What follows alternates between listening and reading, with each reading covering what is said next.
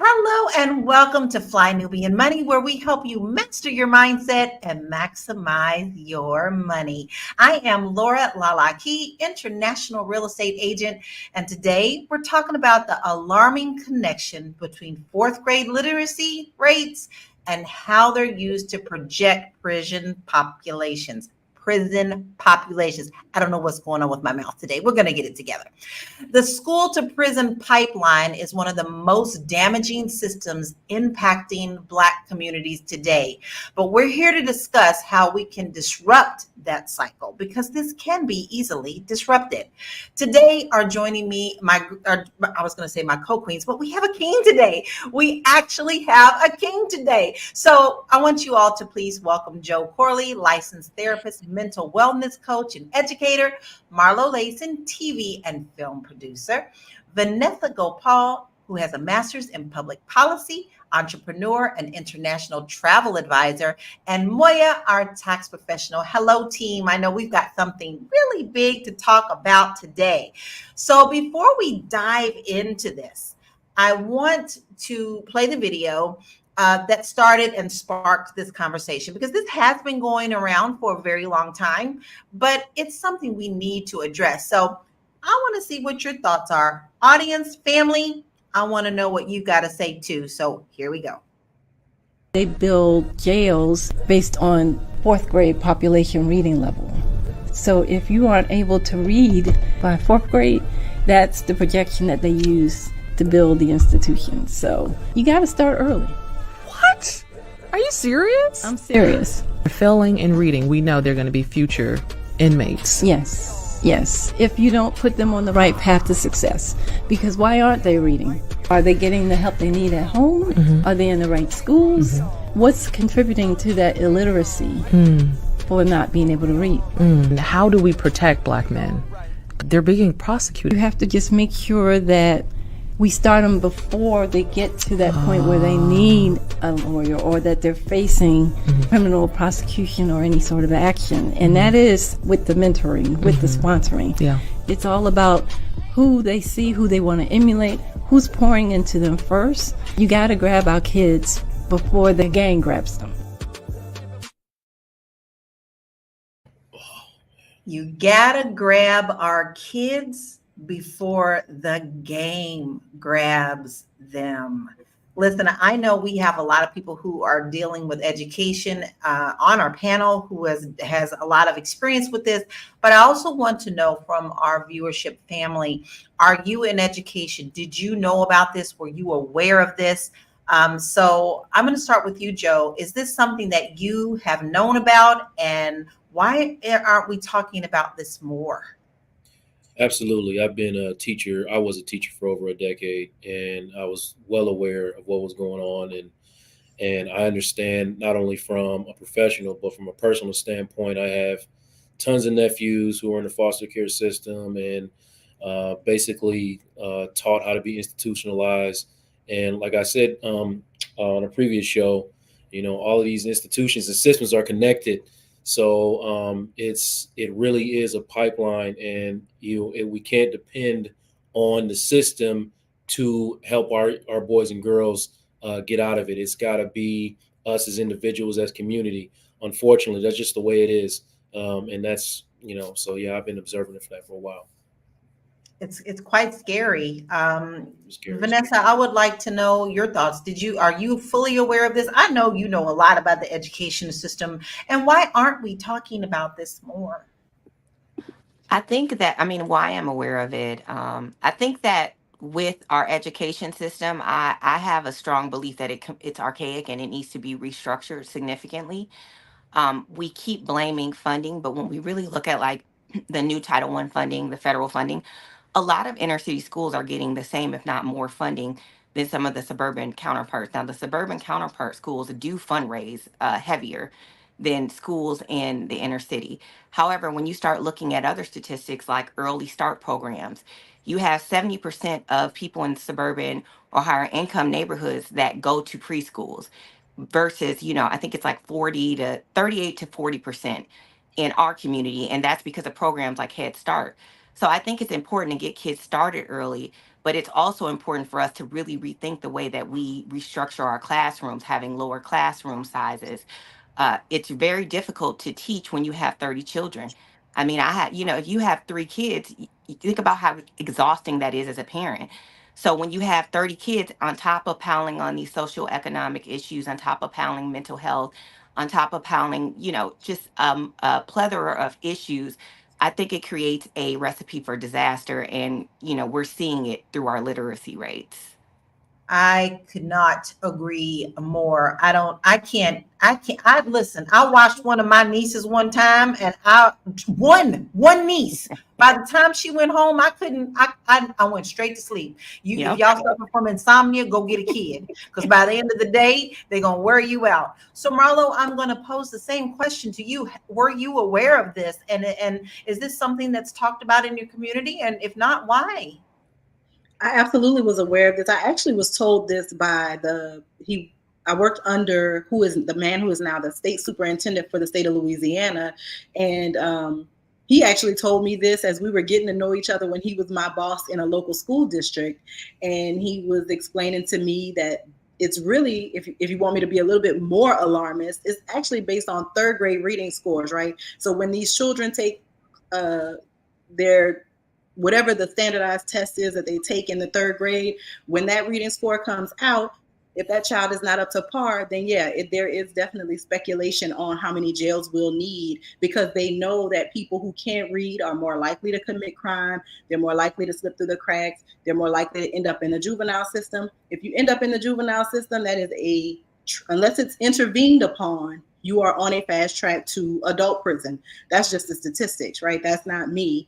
And I think that something that's in place in Louisiana, they're actually going to retain third graders, right? So those third graders that aren't reading up to reading level, they actually pass a state law here that says that those children will be retained, right? They have a bunch of guidance and interventions that they're supposed to impose once they get those third grade reading scores. But the goal is for them to repeat third grade. So this is the first year that they're starting that, so we don't have any statistics on what that looks like, but we are definitely in a crisis with reading.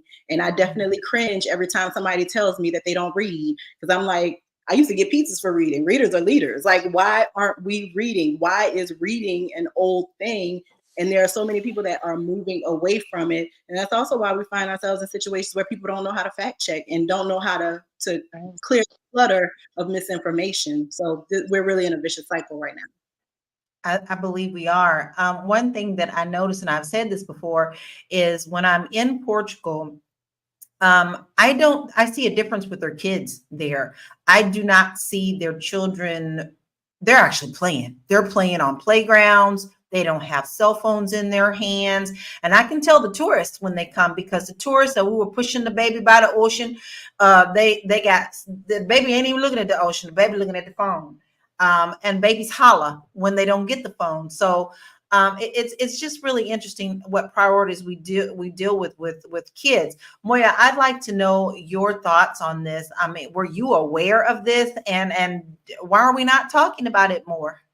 Yeah, about 10 years ago, I had a preschool and I taught early literacy. Like, this is one of my early literacy packets that I would go through with the kids. Like, it's super important so that they can do it. Because as Marlo said, I call it I am a leader reader system. And the idea is that they see themselves as a leader. And when they see themselves as a leader, they can learn about other leaders. And it's crucial when we're developing that at such an early age, so that way they can make better decisions, because literacy is super crucial to their development. And understanding, period. I mean, you're not reading, you're not understanding. This is just sad to me, because our children, we keep saying our children are our future, but what kind of future are we giving them if they cannot even read?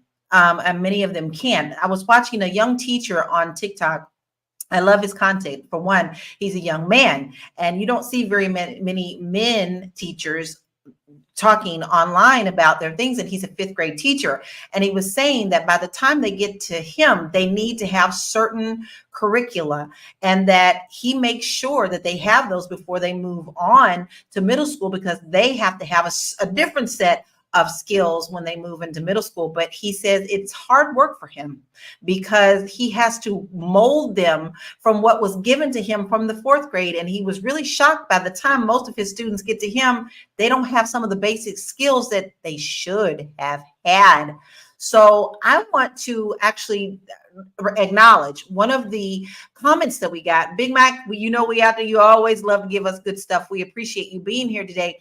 He said, I think that statement is hogwash. And I think he was referring to when you, Vanessa, was talking, but I'm not sure what statement.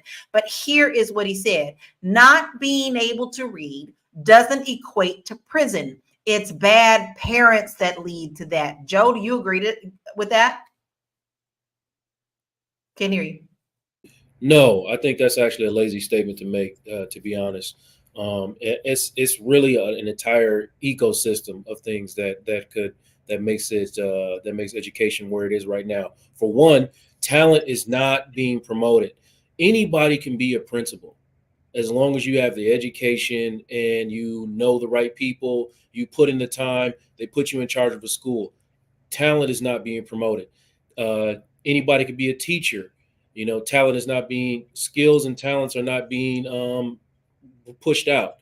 So it's more of a responsibility of the entire ecosystem. Yes, parents do play a role in holding their children accountable for certain things. You know, we want to be able to, at least as teachers, go and talk to somebody that's going to be able to hold this student accountable. There's going to have consequences for boundaries being pushed. We want all those things, but to just blame it on the parents, you could be doing everything right as a parent and still have a child that is struggling because of the system that they're in.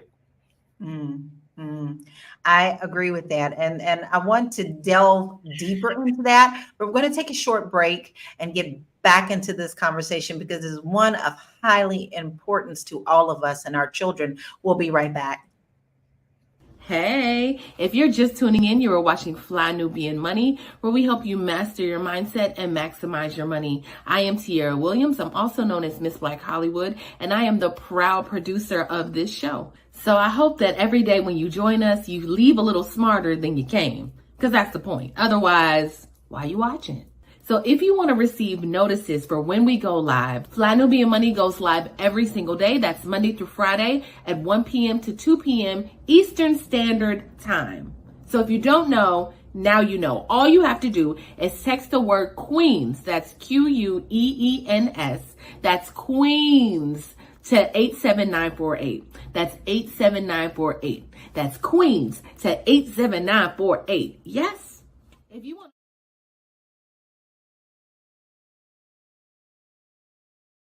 Yes, yes, you do. You want to go ahead and do that right now. Nothing holding you back. Go ahead and pick up that personal assistant called your cell phone and put in Queens to 87948. Listen, I kind of want to expound a little bit more on Big Mac's thoughts on that because I think it is important. Is there a distinction between the educational system and what we do at home with our children? Vanessa, I want to hear your thoughts on that. Are these two parts of the same puzzle? Or are they two separate things altogether? So, just to respond to that, I want to share my experience. No one ever read to me as a child in my family, right? And it wasn't because my parents didn't necessarily care. It's just because they were dealing with other things, working. My father, I mean, I come from a family that didn't have a lot of money. So when you're trying to work and provide for a family, you're trying to cook, you're trying to do other things. Sometimes, things like that just happen. But I say that to say that I come from Minnesota. Minnesota has a very high literacy rate compared to other states. And I attribute it to good teachers, good programs. They put a lot of money, and the programs that they had were they were fun. It was fun to read. Marlo, you mentioned pizzas.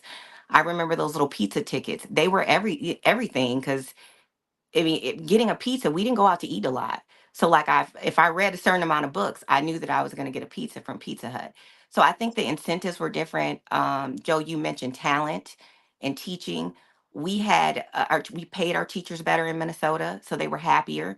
And I think it really shows when you look at the literacy rates in Minnesota, the amount of funding and resources and how they recruit talented teachers. It is I think though that's a formula for creating a literate population. So I do believe that you can have parents that don't necessarily, and I don't advocate this, I'm super involved, but I'm just saying it's a reality that parents sometimes are not involved in their children's education for one reason or another. Some parents don't speak English, some parents just work a lot, but you can still come out and be successful. I still went on to one of the best colleges in the nation. I still graduated with high honors. I went, so I don't think that the parents aren't necessarily the only problem. It's definitely a layered issue. Well, one thing that I looked forward to when I was a kid, because I am a nerd. I was a nerd. I would read everything that you would give me. I mean, I just was one of those kids.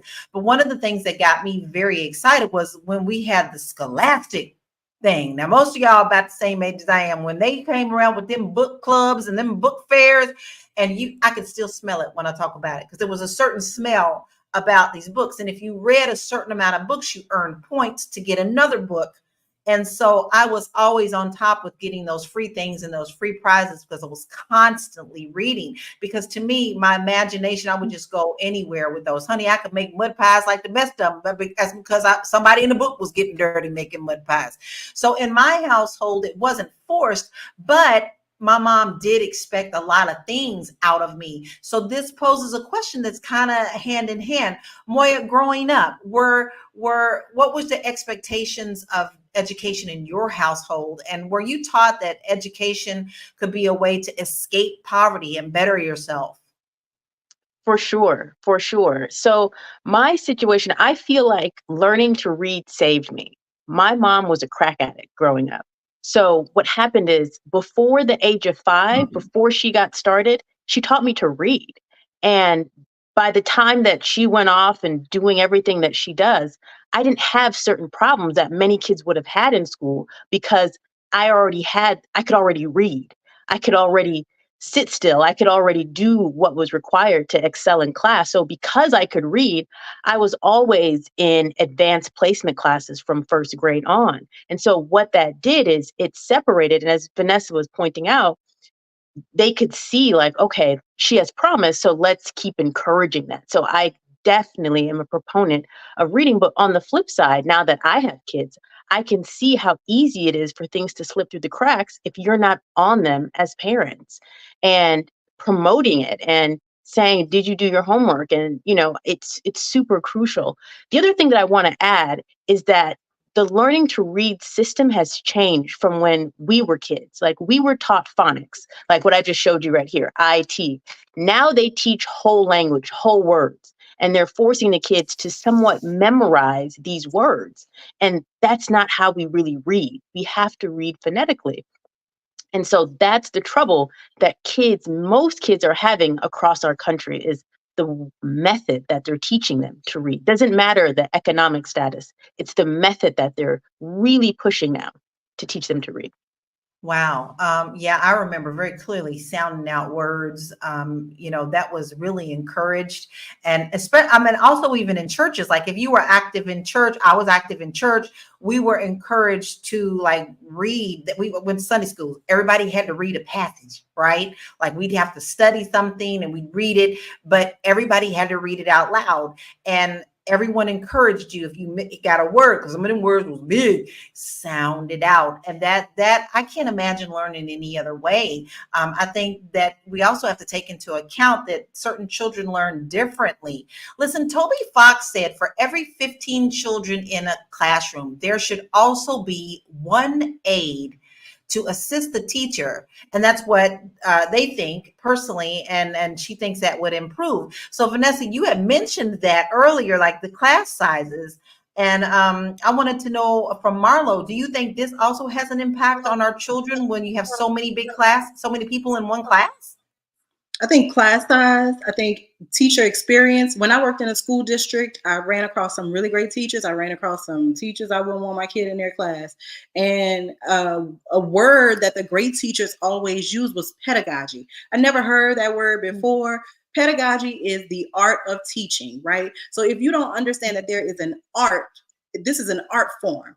Opening somebody's mind to new information, getting them excited, getting their blood pumping about learning is an art form. And every person that has the title of teacher is not practicing that art form, and children are suffering. I want to duplicate what Moya is saying in terms of the phonics, right? My own daughter, I was busy working with NFL and NBA teams and really long days, and she was coming home with what they were calling at the time nonsense words. Now, I have two older children who were accelerated readers, who were advanced placement students. And when my youngest daughter came, I was like, what is this? Right? It came home, no explanation. I learned phonics. I learned to break a word down by syllables. And that wasn't what they were teaching. So there was definitely a disconnect in me teaching her at home.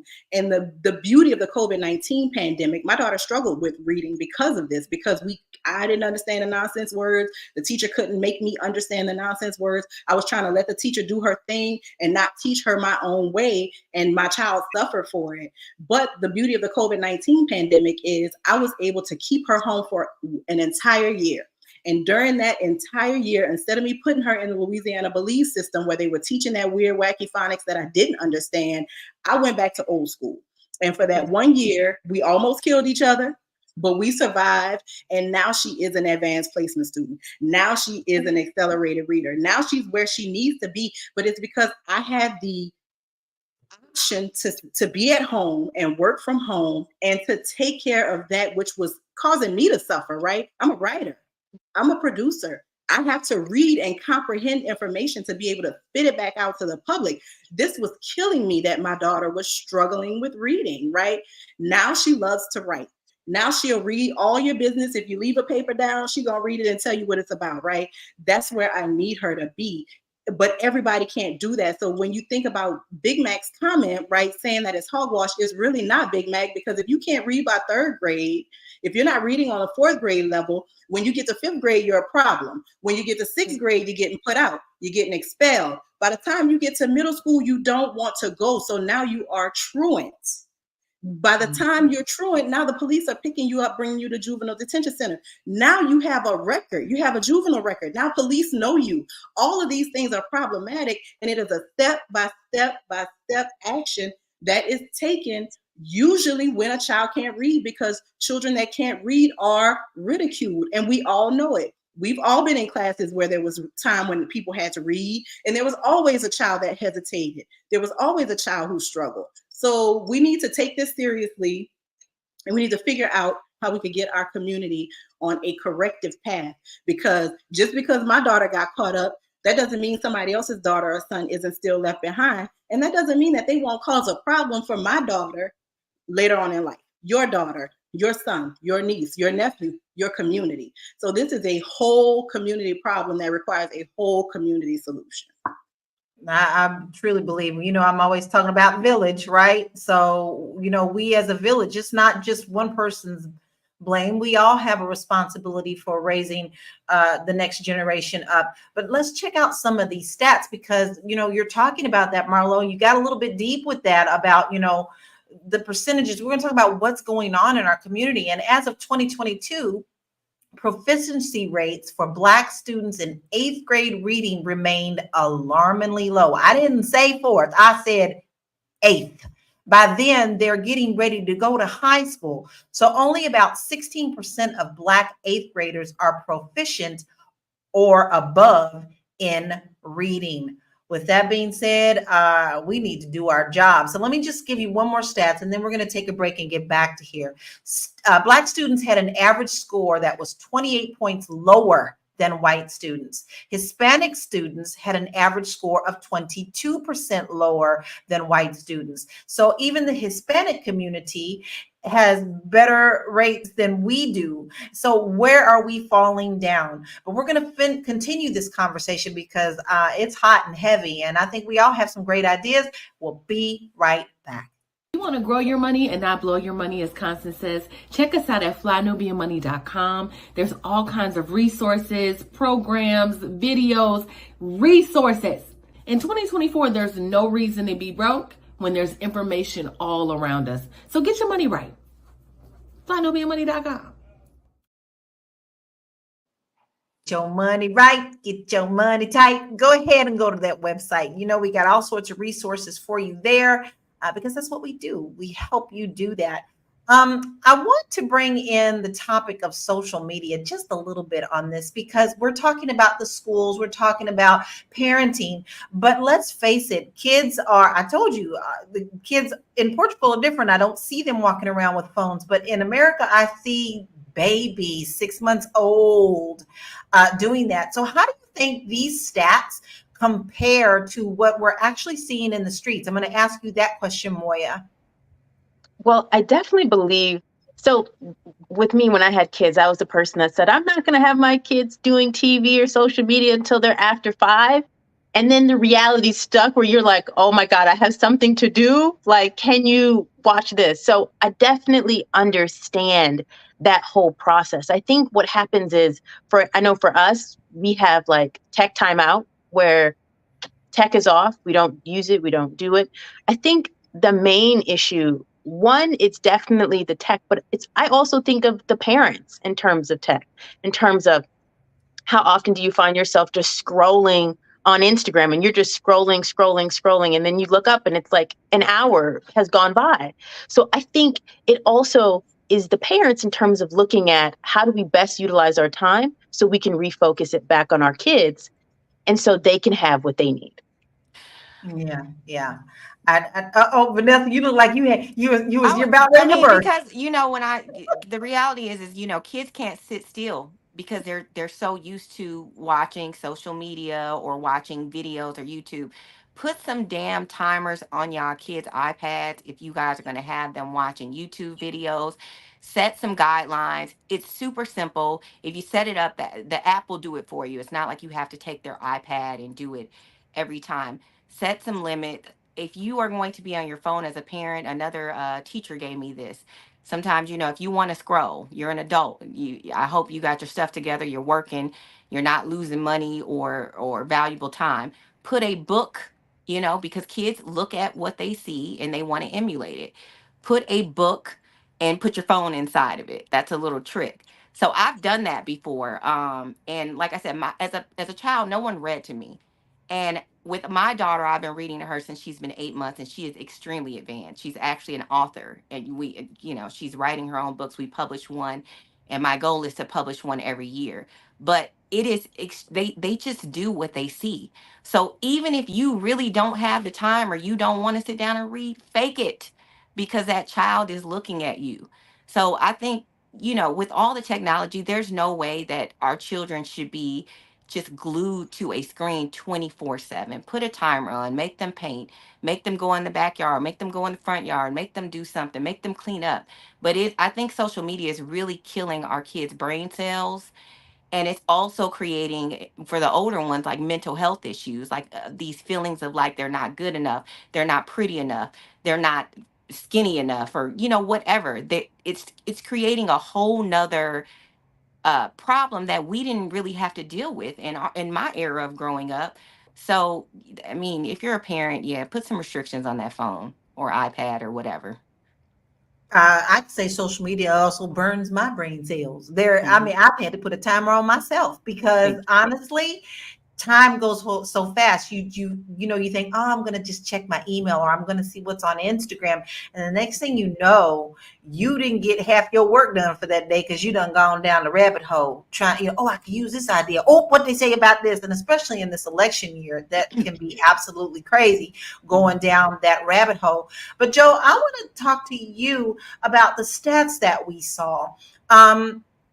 What can we do to change that? Obviously, now the Hispanic community is not too far above us on this, but how can we change this within our households? And what can we do to communicate better with our teachers to make sure that our kids are tying the at home time with their education in the schools? That's a really tough ask. So I would say that from my lived perspective as a teacher, and then working with youth as a therapist, I can say that well, first let's deal with what the Hispanic community is dealing with. They have a higher value on the opportunity of education. That's just is what it is. I mean, that's what I've observed. Because of whatever reason or whatever they come from, I can't really speak on it because I didn't live it, but I can tell you that there's a higher value placed there. So, what are we doing in our community? Let's just say, for instance, like Big Mac is right. You know, everything that he's saying is correct. He's not wrong. You know, if you bring a child into this world, you should be held accountable for their development and everything that goes into making them a better person and a productive human in society. But that is a cognitive distortion because that is preparing for a world that's perfect. And our world is not perfect. So these parents are not available or not able, like Vanessa said, you know, nobody was there to read to her. So now what do? As an educator, I sat in the classroom and yeah, I could say, well, if this parent did this and this parent did that, then my job would be a lot easier. But the parent didn't do whatever the parent was supposed to do. So now what? What are we to do as educators, as men of service? What is our role as women of service? What is our role? What are we supposed to do? We have to find a way. And right now, the system that we're trying to operate in is not equipped and not built for us to do what you're asking, Lala, is what I'm saying to answer your question. We're not in a system that is built or prepared to do what it is that you wanted to do. It's just not going to work. So we have to just completely, if you asking me my opinion, we have to get rid of the education system as it is. I know I grew up, I grew up in Minnesota too, Vanessa, and yeah, there was a lot of talent. And I'm coming down here to Texas, and it's a assembly line. Teaching and education is assembly line. I'm going to keep going back to what I said about talent. Okay, we don't have talent in the education system, and we don't pay for talent in the education system. If you want this thing to be better, make it a priority. Pay teachers for their talent and pay them like they're a priority. Because you're saying, hey, we're going to give you our kids for 8 hours a day. We don't want to pay you for that. We don't want to pay people for that. That's really like the foundation of society, and we're not paying people for that. Are we going to pay them to be football players and entertainers, and we're going to pay them $1,000 to go see a concert? I have a problem with this. I'm with you on that, Joe. I think our priorities are completely twisted. Vanessa, you had something to say. I was just going to say, and I'm going to pose this question. So this is an issue in our community, right? Because when you go to suburban schools, their literacy rates, they don't have a problem with their literacy rates. So my question to everybody listening today is, Joe mentioned something, and I get a lot of pushback when I say this, is when I say the education system needs an overhaul and the public education system as we know it now needs to be dismantled, people get upset with me. But my thing is, for our community, it is not working in the way that it's supposed to work. So if we keep doing the same thing and expecting different results, that is literally the definition of insanity. So my question is, at what point do we ride these politicians and say we want pod systems? Because the money is there. $15,000 on average per student, and some in New York, I think it's 20,000 per student that they get per pupil. This is in inner city schools. So you mean to tell me we can't have a classroom size of a 1-to-10 ratio with a $200,000 budget? The teacher should be paid well, right? So just think about what that would do. So when people get upset for me saying that it should be dismantled, it isn't working for us. It's not working. So unless it's significantly restructured, it's not the money either. The money is there. In a private market, if you give someone $200,000 to teach 10 kids, those 10 kids are going to be taught well. Believe me. So Wow. just my point. No, I think it's a great point. I mean, okay, y'all, my child is 38. Thank God.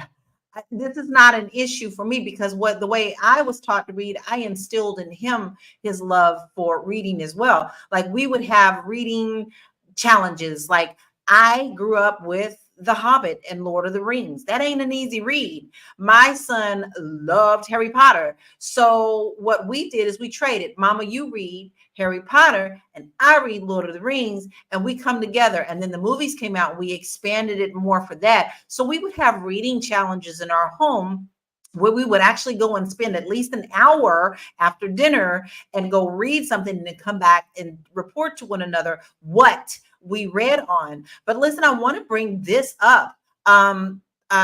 Digit 7 says, with all the violence in schools, homeschooling is an alternative.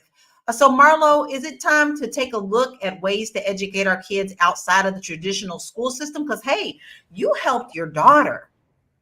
Absolutely. And I think that if you look at your state, your individual state that you live in, like I live in Louisiana, as I always say, here they actually passed some kind of, I don't know, Pelican credit or something where you can get the money that your pupil or pupils would get as a tax credit and put them in a homeschool situation, right? But here's the thing. If you know that you weren't a schoolie, then you're not the homeschool teacher. And I think that we have to be honest about who we are entrusting our kids to, right? It don't make no sense. School is not the babysitter's club. And I think that that's where we kind of have gotten lost in all of this, is that people think that school, because I got to go to work, my kid got to go somewhere. So for some people, school is just a stopgap. So I won't go to jail and my kid won't be out in the streets doing whatever they need to be doing. So I think that we really need to refocus what we think education is and what our understanding of an education is. I spent a little time in Germany. My dad was in the military. German kids go to school almost year round, always did. I was there in the 1980s, right? But in the summertime, learning was different. In the summertime, they would be outside in a park learning about nature firsthand. So things that they learned in books, they were then learning in real life. I think that we need to be creative, like Vanessa said. I think that people who are capable teachers, who are passionate teachers, need to look into some of these tax credits, especially if you live in a red state, honey. They trying to get all the money out the public schools in the red states. So if you live in one of those states, this might be a prime opportunity for you to be part of that overhaul that Joe and Vanessa and so many of us are calling for, because we understand that the way it is now is leading us into a dark, dark cave, and they're going to put a rock and we're going to be stuck. I agree with so many on so many levels. It all boils down to the children, y'all, because they can't be successful with the basics. Now, my cousin teaches for a 18-month college, a short college, and she teaches a little bit of music where they have to count beats. And one time she was saying like a quarter note, and they were like, what's a quarter note? These are people who are in college. They had no idea what a quarter note was when they break it down to money, and they still didn't understand. So we are dropping the ball, right? We're dropping the ball. So listen, we're going to take a short break because this is really hot, and we'll be right back. Fly Nubian Money is now on Spotify. Yes, yes, yes. We are on Spotify. So if you can't watch us, you can listen to us. All you have to do is search Fly Nubian Money and we will appear. All of our episodes. Make sure that you leave a 5-star rating and review so other people that come along and are looking for a good show to watch, they'll follow us too. If you are interested in being on Fly Nubian Money, sorry, I don't have any spaces. I'm just playing. If you are interested in being a queen or a king on Fly Nubian Money for the day, please reach out to me. I'm at info@realvirtual.net. That's info@realvirtual.net. Also, if you need help with your business, go ahead and send me an email for that too. Okay. I've said enough. Now back to the show. You never say enough. And you know you want to get on here and say your piece too, because these comments from our family viewership are actually hot, and they're really throwing out some really great conversation pieces. So if you want to be a part of this panel, come on in. Go ahead and send that email in, because we would love to have you. Listen, I want to run the video one more time, and let's listen with different ears this time, and let's see if we can come up with something else. They build jails based on fourth grade population reading level. So if you aren't able to read by fourth grade, that's the projection that they use to build the institution. So you got to start early. What? Are you serious? I'm serious. Failing in reading, we know they're going to be future inmates. Yes. If you don't put them on the right path to success. Because why aren't they reading? Are they getting the help they need at home? Mm-hmm. Are they in the right schools? Mm-hmm. What's contributing to that illiteracy for not being able to read? How do we protect Black men? They're being prosecuted. You have to just make sure that we start them before they get to that point where they need a lawyer or that they're facing criminal prosecution or any sort of action. And that is with the mentoring, with the sponsoring. Yeah. It's all about who they see, who they want to emulate, who's pouring into them first. You got to grab our kids before the gang grabs them. Ooh, and that one just keeps standing out to me. You got to grab our kids before the game grabs them. Moya, does it seem like the system is designed to keep Black families in a cycle of poverty with mass incarnation? Yeah, I can't speak today. I need more coffee. Do you think that the inequality that we have in this system is a setup? Is it designed to keep us in poverty? So I believe it, yes and no. Like, one of the things that I think is super important in the conversation is to talk about the role of the parents and the role of the community. And one of the things that's important, because we can look at the system and say, the system has two major issues. We're talking about racism and capitalism. Racism in the sense that, yes, they don't really see us the same way that they may see their own kind. And capitalism, because it's all built on this desire to make more money. In 2008, 2 judges in Pennsylvania were actually convicted and sent to jail for encouraging kids and sending them to prison when they didn't need to. They did an investigation, and now that city had to pay over $100 million back because they found 300 kids that were sent there incorrectly. And then 4,000 kids that they had to go in and look at their records. And so, yes, it's a real thing in a real system that can truly send our kids to prison when they don't need to. One guy, he was driving the wrong way down the street, one kid, and he was 16 years old, and he was sent to prison, or not even prison, but the detention center for 11 months. So, yes, there is a systematic area. But I do believe we have to look at the parents. I believe, because I do taxes, I see what people's, what they really want to do, right? If it's getting hair or getting purses, or they're not really looking at, let me put this money into a house so I can go and live in a better neighborhood or a better community. I believe we have to truly look at and promote, just like we promote everything else, promote education. Like the Book It program, just how it made us feel. I feel like parents need to see, like, this is fun, this is cool. It needs to be almost a feeling of like shame, like, man, you telling me you didn't know your kid didn't know how to read? Like, it has to be more of us taking ownership for how we need to teach our kids and teach the importance of education versus the importance of a Gucci bag. But I can understand it. If you don't feel like you are valued, then the Gucci bag is going to bring you this extrinsic value, but it has to be placed in intrinsically. So I feel like as a community, we do need to focus on that. So I do believe it is a parent and a community situation. Whether you're an aunt, an uncle, how can the community get involved? Well, baby, I already said my church was involved because my whole world was centered around the church. I grew up in the country. So the extra time that was outside of school was centered around, which the church was mostly my family. So it was centered around the family and the church and how we were encouraged to do the after school things. In the summer, the recreations, we still had the reading. So I do think that a big part of it is our communities. But so let's look at some stats. I want to show you just how far behind some of these boys are doing. According to the Successful Black Parenting magazine, despite some modest gains in reading proficiency for Black students in the lowest performing schools, the overall national trend shows that Black boys continue to lag behind.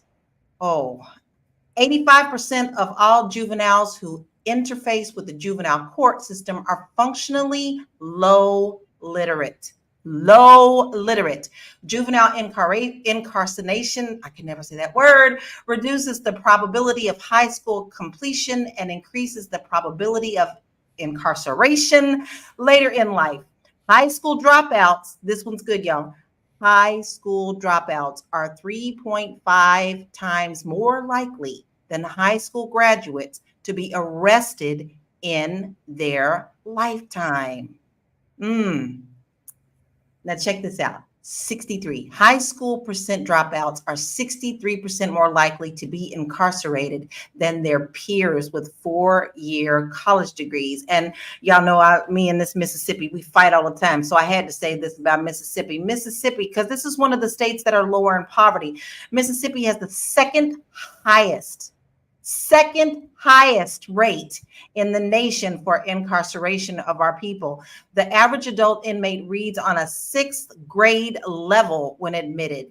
Half of the state's inmates never finished high school. Now, I want to talk about this a little bit because this also ties into the poverty part of it. Some of the poverty schools also has crazy environments. I never will forget, I was asked to come and teach in Los Angeles to one of the schools. Believe it or not, they wanted me to come and talk to the kids about home ownership after school. And I went in, and when I had to go in, y'all, I had to go through metal detectors.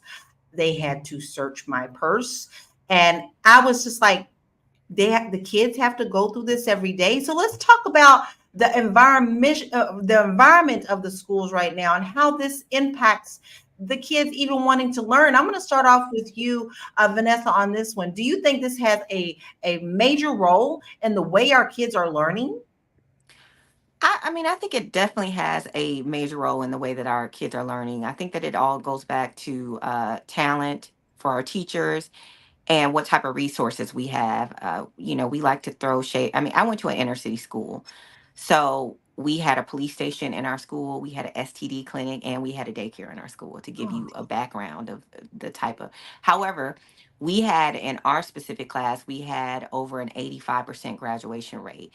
And that was because the Senator Paul Wellstone at the time had put a lot of resources into ensuring that we got laptops, we were exposed to different programs through the NAACP, through the Urban League, that we traveled and saw HBCUs. We went to Howard, we went to Spelman, we went to the East Coast, we went to museums. So I think the exposure and the resources and the teaching talent can even outweigh your socioeconomic status.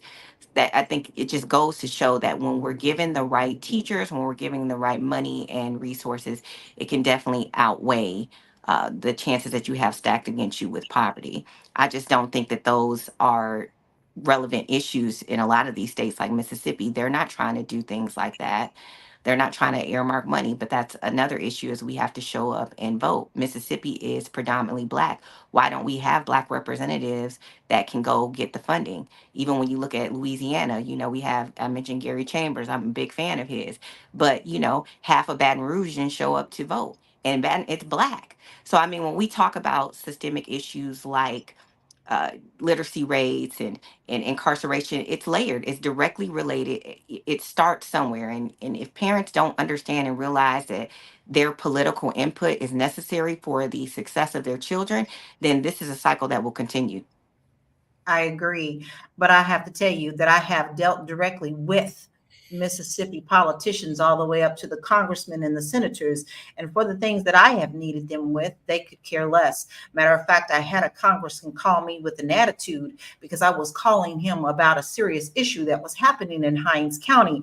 And he had attitude with me only because I was calling him out on social media. So my thing is, you got to still call him out. I don't care how that man called me. If I have an issue and you are the one who I need to go to as the expert running this state, I'm coming to you. So I don't want anybody to get discouraged, even if they don't answer you the way that they want to. But we are talking about the environment of the schools compared to what's going on. So Joe, I got a good question for you. Do you think that the current prison system benefits from the Black children being funneled through the school to prison pipeline. I just told you I had to go in. It was a rough, and I will tell y'all, it was a Compton school, okay? And I'm not trying to put down Compton at all, because that was actually one of the safest places I felt to be when I was selling houses, but the schools were different. But how is this connected to the prisons, the education to the prisons? So listen, it's a very old business model, right? Like the oldest business model we have in this country. Obviously, oppression and racism are profitable. So as long as those things are going to be profitable, the systems that are in working with each other are going to keep pushing that. So yes, it is. There is a profitability in the situation that you walked into, Lala. We have to, if you don't believe that, I mean, let's just look at it from like the pipeline situation. So we keep people oppressed. We don't put resources in their communities. We continue to, like the situation with Gary Chambers. Do you think if those people had an understanding and the resources in their communities, they wouldn't showed up to vote for this man who was basically presenting like them, talking like them, trying to do something to help and support and uplift them? But there is a profitability in keeping those people oppressed, depressed, and out of the way. This is why states like, in my opinion, like Mississippi and Louisiana, who are predominantly Black, still have crazy white racist leaders being elected, even though the majority of the people in those states are Black, because of what we're talking about right now. There is a strategy involved with keeping people oppressed, and it's all for the greater good of keeping the right people in power. I mean, if you don't believe that or know that at this stage, and you really think that's something that's not happening, then I probably wouldn't be able to have a conversation with you. That's really interesting, because I'm actually finishing up a book called White Trash. And it is based on how America was built. And the other country was sending people, all their rejects, over here, right? Like, oh, well, get them out of here. Go let them explore that new country and set up something for us, right? But what happened was the dynamics got over here. And now those people who were considered trash to another country now came over and set up their own level of who they considered was the undesirables. So they created their own system from the undesirables to make more undesirables. It's a really good book. I hope that you guys do read that. Joe, we did have a question from you. Big Mac wants to know why you stopped teaching. Well, it got to a point where I recognized that the kind of impact that I was trying to make, the changes that I was trying to pursue, were not going to be supported. So this is me having an awakening of what system I was in, and realizing that, here I was a math teacher, right? So here I am in math, and as a math teacher, trying to teach somebody the Pythagorean theorem when they're not eating, they're being abused at home. And, when you bring, those type of issues up and bring awareness to them, we're not doing anything as a system or as a school to support these type of kids. So I just kind of felt like where the talent that I had, here we go, I'm talking about talent again, right? I was a talented teacher. And that's about as humbly as I can say it. I was really good. And I was really good because I cared about perspective.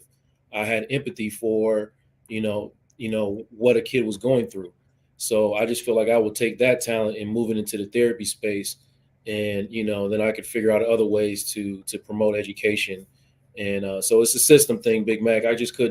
I couldn't take and the system didn't want me in it, other than to like sit in a room and like be a behavior specialist, and kids are going to be quiet when the Black man is in the room. That's all they wanted me to do. They didn't want me to like promote what was really important. Yeah, I think there's agenda in that as well. But, we did touch on this part, and I didn't really want us to go down this route, but it is a really good point to talk about. Moya, we talked about how politics can play into this. what can we do outside of what we've been saying, voting and calling our senators and congressmen? How politically can we change this for our children, and especially our Black children? And I think that that's so crucial. Um, you know, Trump was on Friends, Fox and Friends this morning. He said he wants to dismantle the US Department of Education and he wants it to go down to the states. And so it really makes me think, especially when we have states like Mississippi or Louisiana, that one, they make it a mission to not talk about our history in classes. And two, they also don't want to do what's necessary to truly educate our children. So I think that those things are really important. I think it goes back to it. And for me, I could see how it would be to point to a system or to point to the people in power, I guess you can say. But I believe the people have the power. And I believe that the people need to advocate for their power. And one of the ways that you do that is by voting, is by getting involved in the policies that are affecting your community. And I just feel like we have to make it cool. I feel like we have to make it cool again, where people want to do it. So that's my biggest thing, is how do we empower the people to want, desire? They need to do it. It's a great question. And I think that starts at home too. Joe, you had something, you were going to say something? I was just saying, Moya, that's a great question. It's a great question. Well, I clearly remember it was a big deal for me to go to the voting booth with my mama when I was a kid. I mean, I can't even tell you the beginning when she took me. I just knew I went hand in hand with her into that. And there were many times I stood in the voting booth with her, and it was a sense of honor. And she talked about it being like a rite of passage. And so it became something important to me because I that was instilled in me by my mother. But we are having such a wonderful conversation, and I think we can still continue to talk about this. But I do want to remind you that if you want to get your brand in front of millions, you can advertise with us on Fly Nubian Money. We go live 5 days a week at 1 p.m. Eastern Standard Time. And we go live on many pages. And we have a huge outreach audience of engaged and intelligent listeners, as you can see today, because we're having a wonderful conversation. But this is your chance to connect with potential clients who are eager to learn about your business. So don't miss this opportunity. And it's real easy. All you got to do is email us at info@realvirtual.net. That's info at REELVIRTUAL.net. And when you do that, you want to put in the subject line, Fly Nubian Money ad. And that way you can get our ad rates. Now, listen, we're all a family here, right? And we love to support one another. If there's anything, y'all all know, we have all talked about how we like to support one another, and all of us have businesses. So this is a perfect place for you to come in with your business and showcase who you are, and let us support you as well. I want to ask you, Marlo, what financial support systems should be in place for Black families that could possibly help them to invest in their kids' education at home when we know that many of us are struggling to make ends meet? Well, I mean, when we talk about finances and people struggling to make ends meet, it's hard to prioritize education, right? But what I will say is that learning is every day, right? When I was teaching my daughter, when she was home with me, when we would bake, we were learning, right? When we would cook, we were learning. We were learning about halves and quarters and thirds. Learning is every single day. And so I think that as we talk about our communities taking control, right, and things that we can make cool again, let's make the notion that we are learning something every day cool again. Let's make the notion that we are teaching our kids life, right? Not just the things that are in the books, but we should be extensions of the things that are in the books. We should be the real life example of what they are learning in the school setting. And if they're not, in Louisiana, they teaching kids that Frederick Douglass said it was okay for slavery, right? They have approved a PragerU curriculum. Prager is not even a U, right? The United States Department of Education says, stop saying you're a university because you're not. So now they're PragerU, but that's what Louisiana kids are going to be learning in social studies. That is the social studies curriculum that they have adopted in this state, one that tells absolute lies. So I think that parents, we got to take the blinders off, y'all. We got to come out of Love and Hip Hop. We got to pay attention to what's going on with our kids, because what happens is we don't pay attention. They start slipping through the cracks. They start getting in the juvenile system, and people do not know how to untangle that web once it starts getting woven around their kids. It is very, very difficult to get a grasp on them once they start tumbling down that road. So if we want to be preventative, look at it as a holistic situation. You are your child's number one teacher. Teach them the things that you can, and the things that you can't, go seek that information out. There are so many resources online. There are so many teachers online. There are so many free resources online. Your kid has a tablet, download some of these learning resources and assign them to do that before they do YouTube, right? Assign them to learn something, come and tell you what they learned. We got to get out of this thinking that this is somebody else's problem, and then coming and screaming at school board meetings when you realize you've been asleep at the wheel for 6 years. Get involved, people. Pay attention, people. This is critical. We are at a critical point. We not at action. I can't even say enough words. Get into action, because that's what we need right now.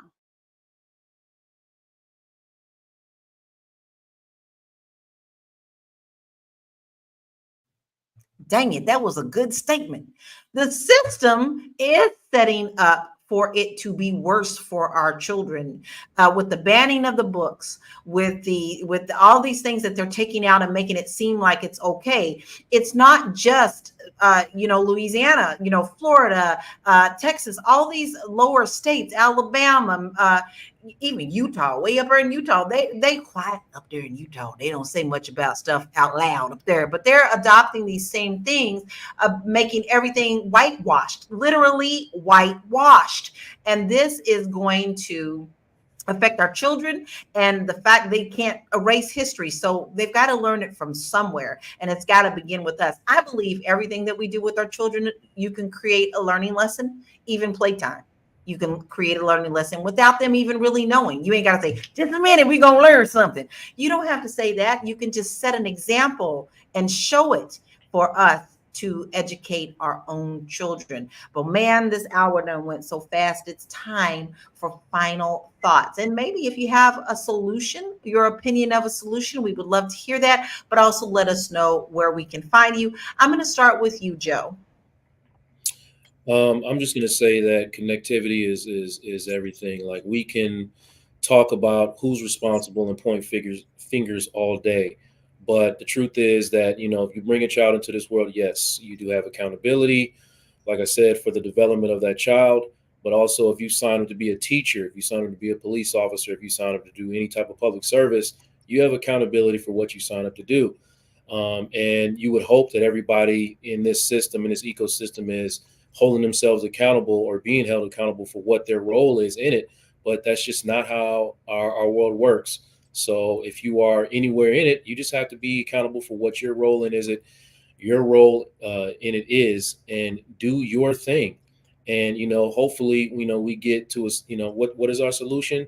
We have to get better teachers, then maybe better principals, maybe better superintendents, maybe better governors, and then we start talking about what everybody's role is in the community, as opposed to getting involved in elections and things like that, making sure that we have the people in place that can actually affect change, and then make our community a space where we can actually do what we want to be done and see what we want to be seen, and do what we can for these children who absolutely almost have no power in the situation.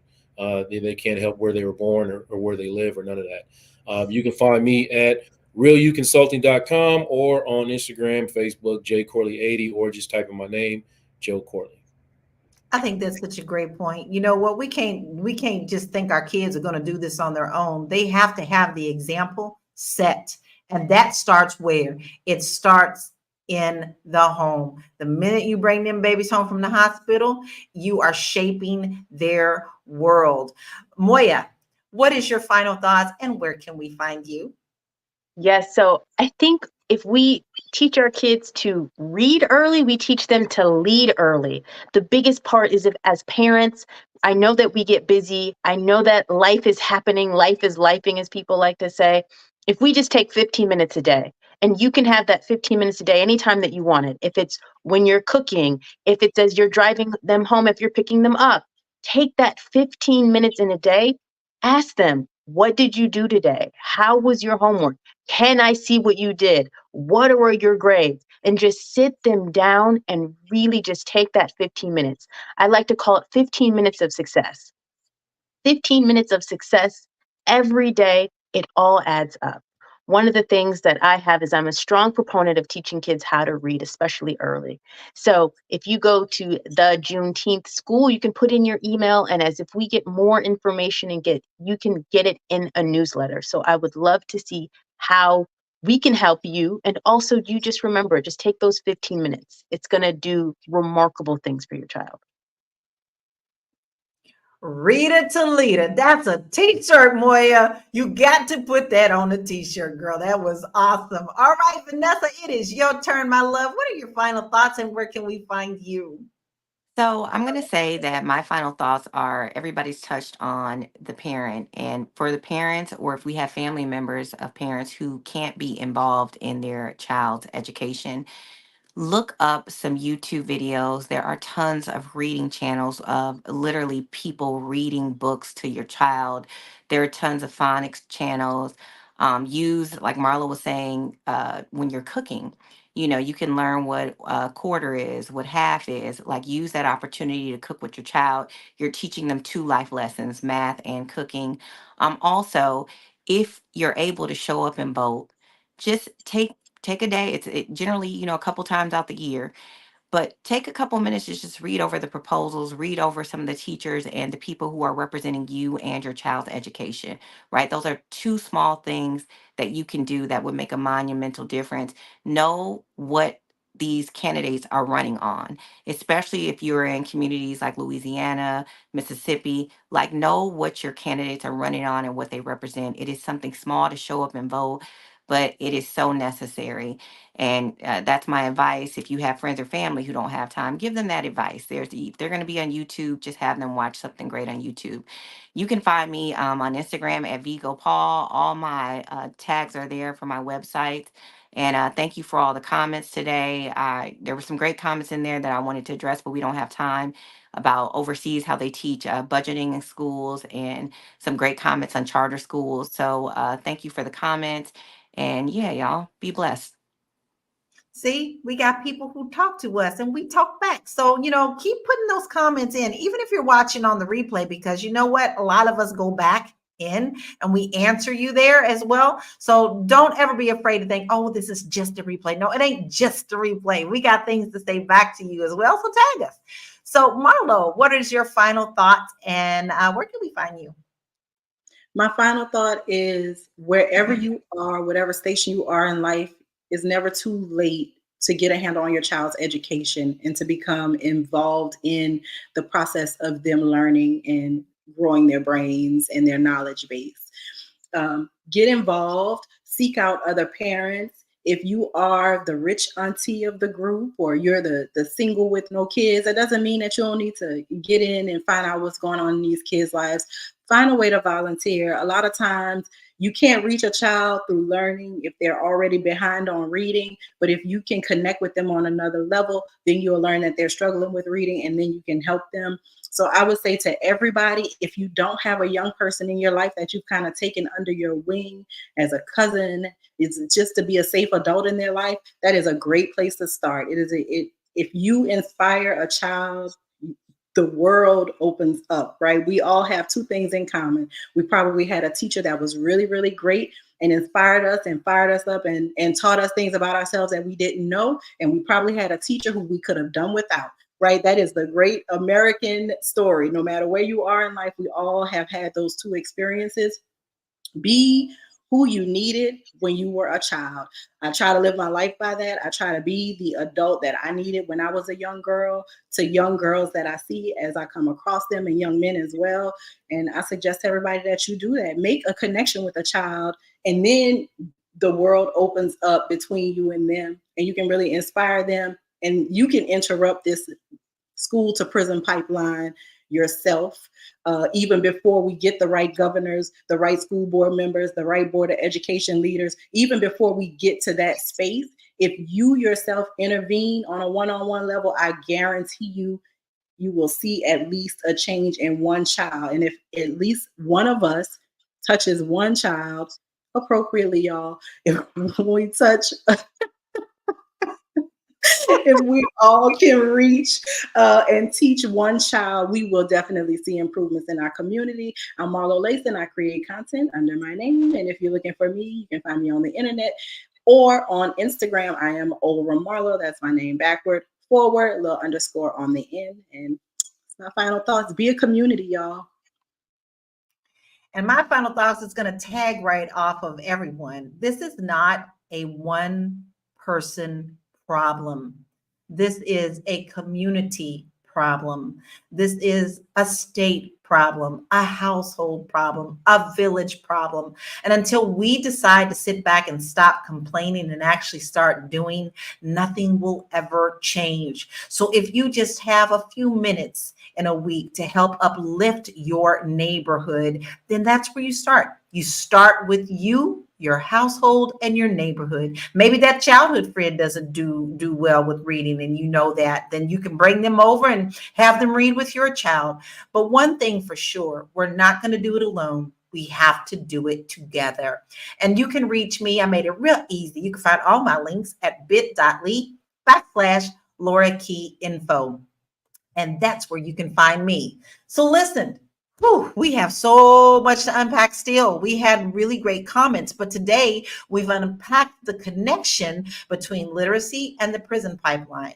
But there's also deeper issues our community faces: poverty, mass incarceration, and a system that seems designed to keep us down. It's time we take control, teach our children entrepreneurship, financial literacy, and prepare them for a future where they don't just survive, but they thrive. And listen, I said that because we do that here, right? We have a lot of things to help you learn your financial path that you can pass down to your children too. So you need to go to flynubianmoney.com so that you can get those free resources. Then you need to make sure you text the word Queens, QUEENS, to 87948 so that you don't miss a show. And if you do miss a show, then take us on the road with you on Spotify, because we are everywhere. We are a part of your day, and you are a part of ours. So we thank you for today. We're going to end this Friday by saying peace, be blessed, have a wonderful weekend. We'll see you Monday, 1 p.m. Bye.